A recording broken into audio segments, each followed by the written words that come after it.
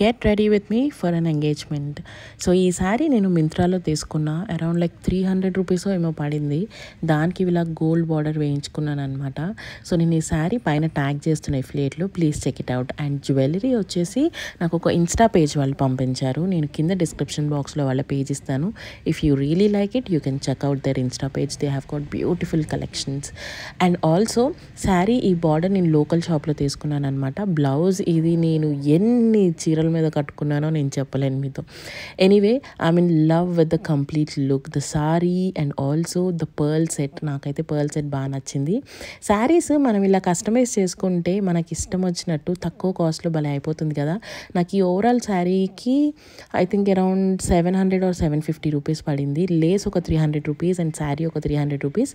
స్టిచ్చింగ్కి 100 or 120 rupees pay చేశా. అంతే, that's it. And makeup products కూడా అన్నీ నేను పైన ఎఫిలియేట్లో ట్యాగ్ చేస్తున్నాను, నేను వాడే ప్రతిదీ.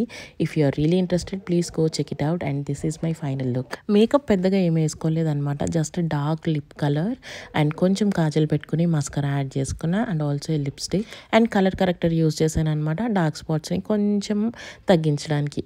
Okay, that's all for this video. See you all in the next video. Bye.